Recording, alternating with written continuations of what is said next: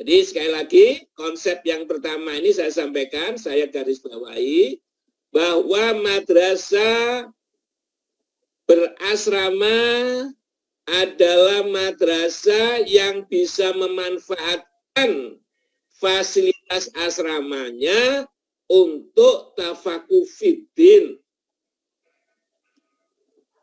Kemudian yang kedua, konsep asrama ini untuk mengoptimalkan efektivitas pembelajaran siswa di dalam rangka pencapaian target mutu madrasah di dalam mewujudkan daya saing madrasah dalam pendidikan nasional, regional maupun internasional. Karena itu kita sudah men-tagline-kan madrasah hebat bermartabat kelas dunia atau madrasah hebat bermartabat di kancah persaingan atau di kancah daya saing dunia gitu. Ini konsep kedua yang perlu kita sepakati bersama, bahwa asrama ini untuk mengoptimalkan efektivitas pencapaian target mutu madrasah. Ini semua harus kita sikapi. Kalau hadirnya asrama belum bisa kita manfaatkan untuk mengoptimalkan pencapaian mutu madrasah, maka sama dengan yang pertama tadi saya sampaikan. Baru fisiknya saja asrama, tapi belum bisa madrasah itu disebut madrasah berasrama. Oleh karena itu, saya harap kepada teman-teman kepala madrasah yang sekarang sudah mendapatkan rezeki, telah dibangunnya asrama di tempatnya, atau mungkin juga madrasah yang sudah punya sejarah dalam kehidupan, itu punya asrama, atau madrasah yang di dalam lembaga berasrama seperti pondok pesantren segala macam. Nah, ini bapak-bapak, ibu-ibu harus mengupayakan dua konsep tadi itu lahir di dalam pengelolaan sistem pembelajaran anak-anak.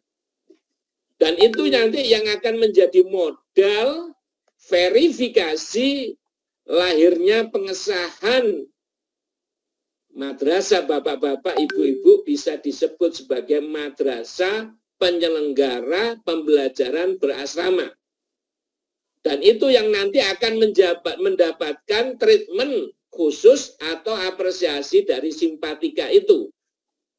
Jadi harus ada sistem konsep bagaimana madrasah itu sebagai sarana tafakuh fiddin, dan bagaimana konsep yang menjadikan madrasah itu untuk optimalisasi efektivitas pencapaian mutu madrasah dalam rangka meningkatkan daya saing madrasah.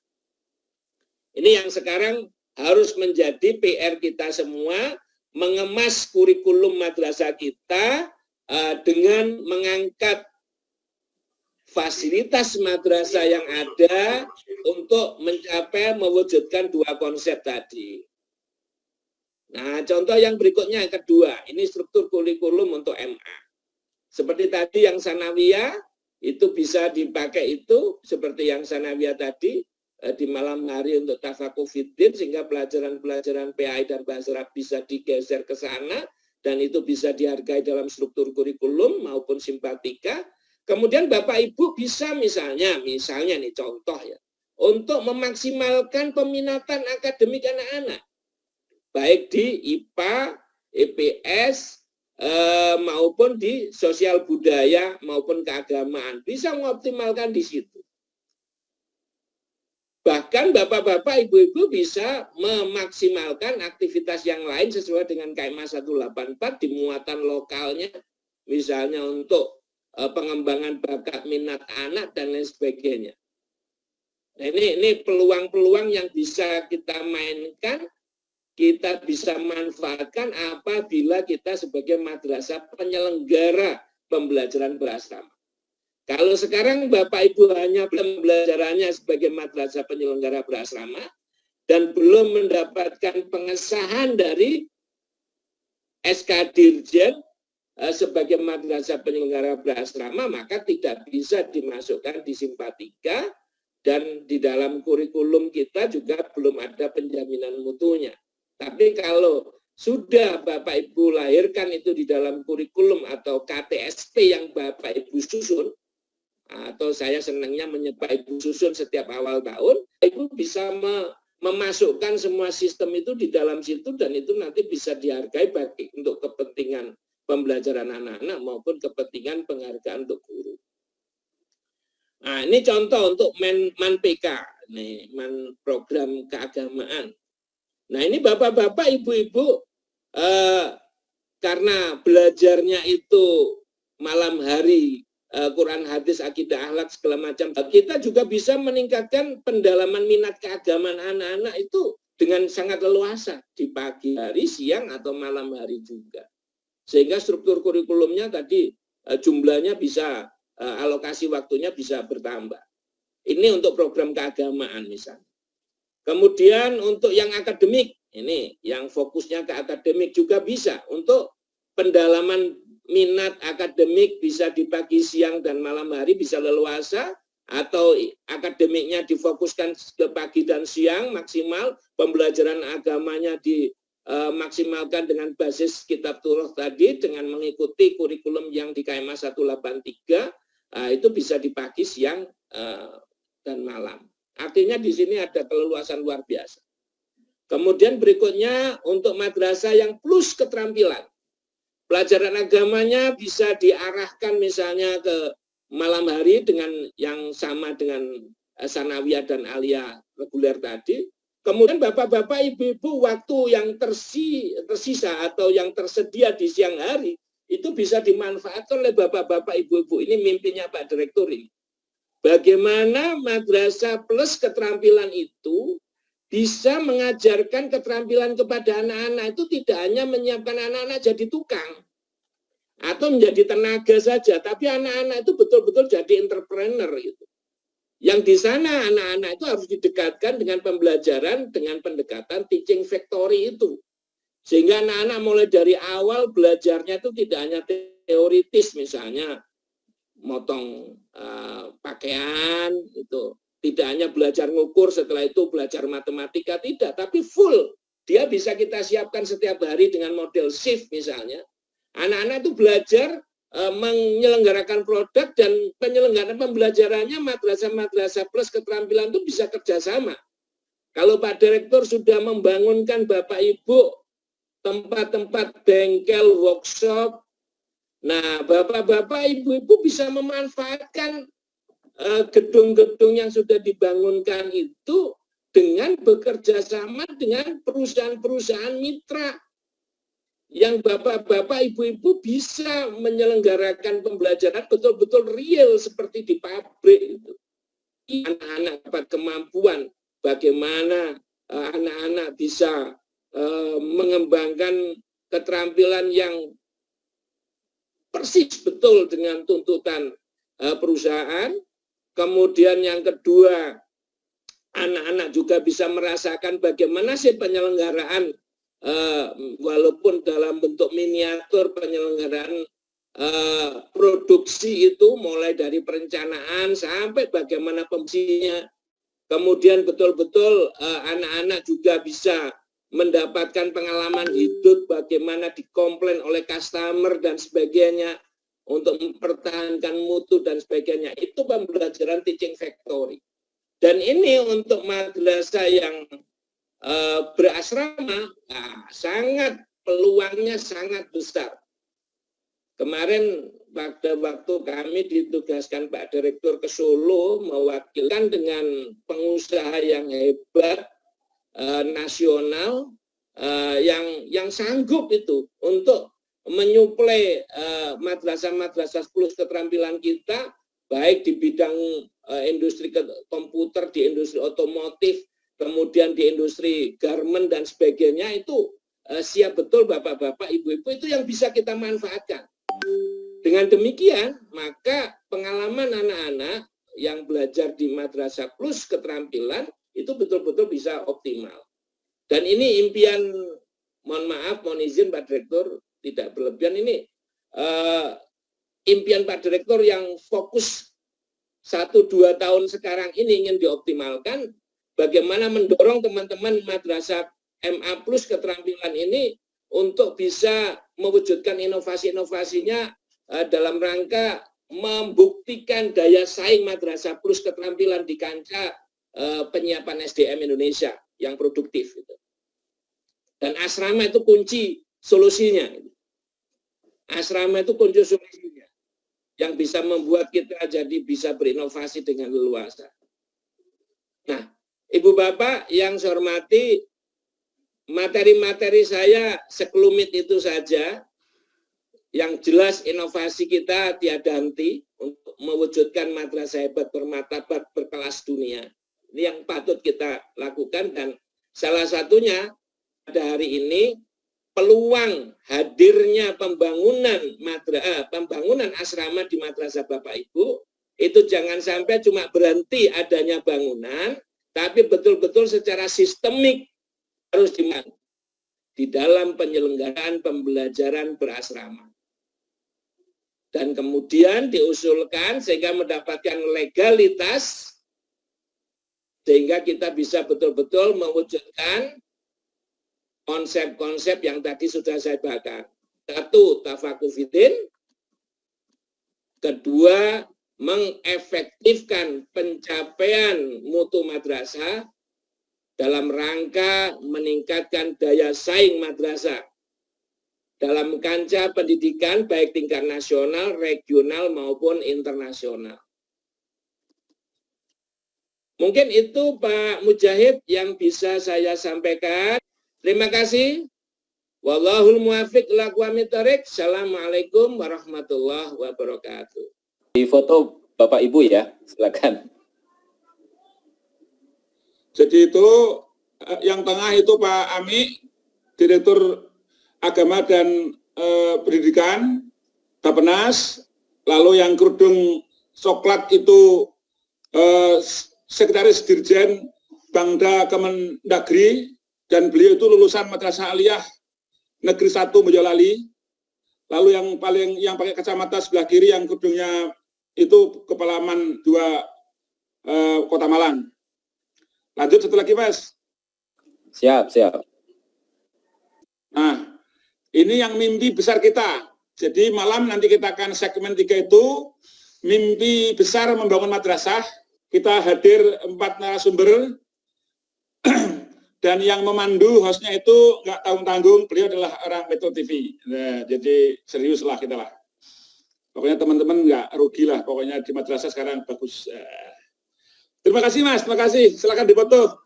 Pokoknya tolong kawan-kawan ini mengajak teman-temannya, menginformasikan kawan-kawan supaya teman-teman bisa mengikuti acara di atas. Terima kasih. Baik, Pak Ahmad, ada 4 penanya, Pak. Mohon ditanggapi. Terima kasih. Tampaknya termin ini yang nanti saya akan jawab langsung. Selanjutnya mohon bantuan Pak Dr. Suwardi dan Pak Imam ya nanti untuk melanjutkan diskusi berikutnya karena sudah jam 10.15. Pertama dari Pak Dedi atau Pak Kasih Kursis Jambi. Berapa lama? Jawabannya adalah secepatnya Pak. Karena masalah penyelenggaraan madrasah penyelenggara pembelajaran madrasah berasrama ini sebenarnya yang perlu disiapkan itu prioritasnya adalah sistemnya. Jadi bapak-bapak, ibu-ibu yang sudah memiliki asrama segera merumuskan sistem pembelajaran madrasah berasrama. Yaitu untuk anak-anak yang sudah tinggal di asrama atau yang direncanakan tinggal di asrama. Jadi sistem pembelajarannya silakan didesain sedemikian rupa diintegrasikan di kurikulum madrasahnya atau KTSP dokumen 1 dan 2 yang disusun tiap awal tahun. Nih, tolong segera saja ditindaklanjuti gitu. Dengan demikian, maka madrasah-madrasah yang sudah punya gedung asrama itu akhirnya menjadi maksimal menjadi madrasah penyelenggara pembelajaran berasrama.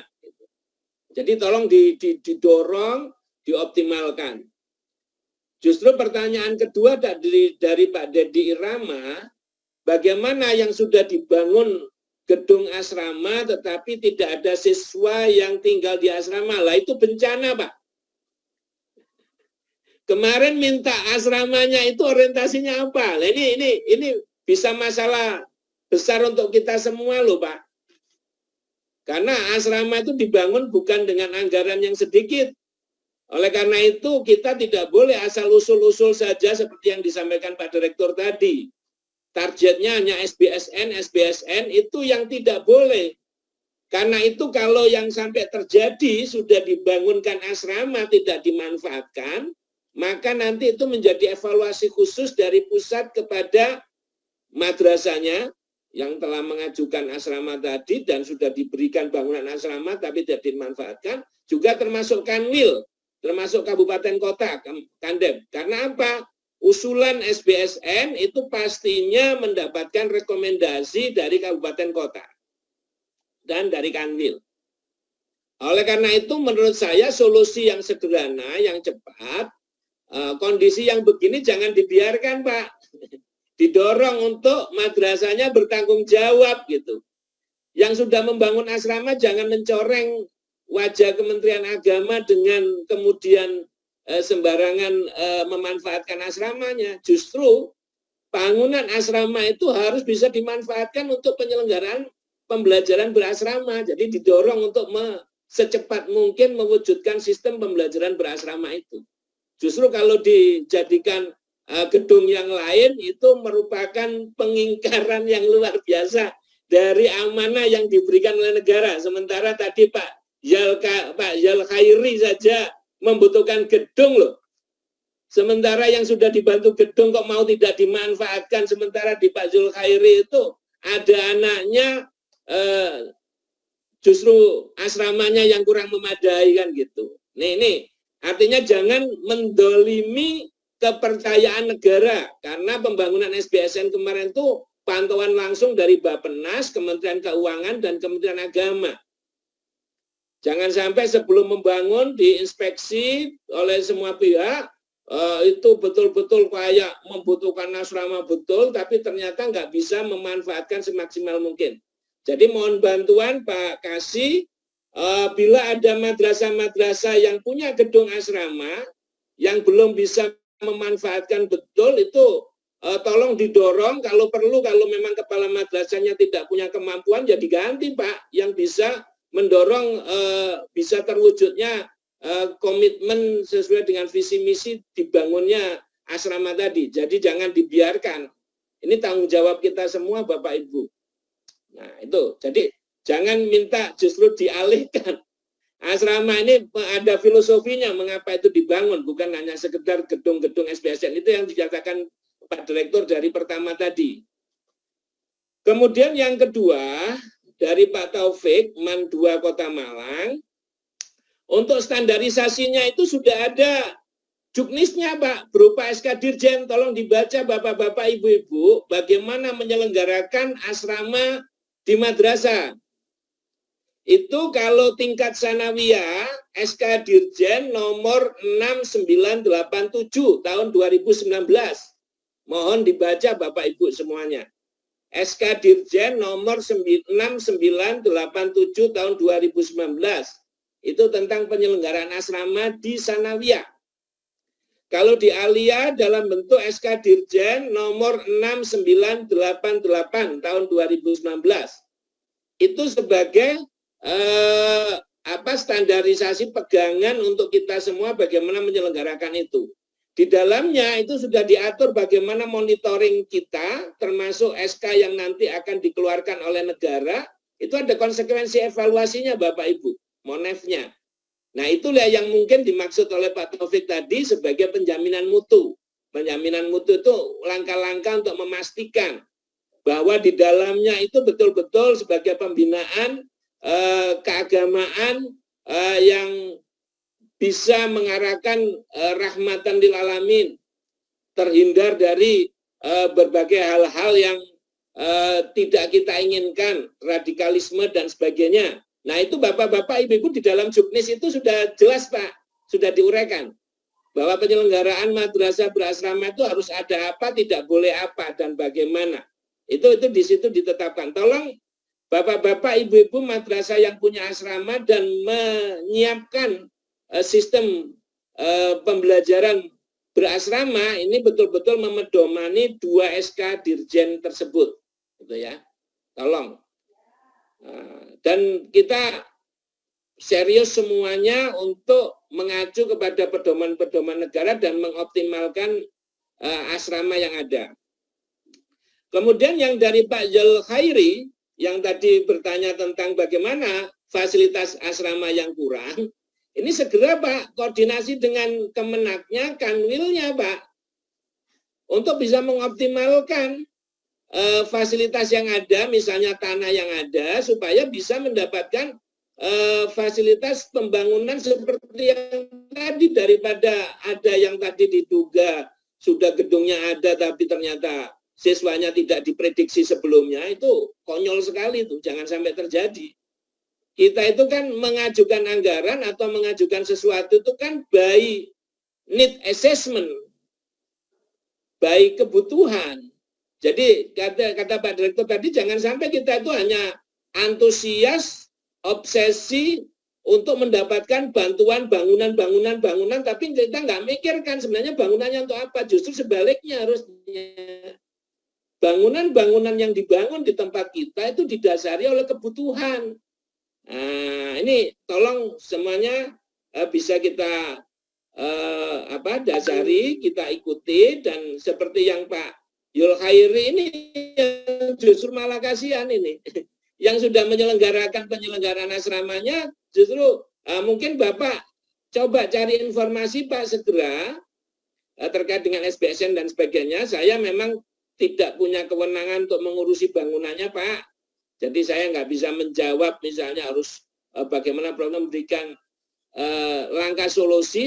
Silakan Pak Yul Khairi segera berkomunikasi dengan Kanwilnya untuk segera bisa mewujudkan fasilitas-fasilitas yang memang sekarang ini sudah beberapa tahun ini disiapkan oleh negara gitu.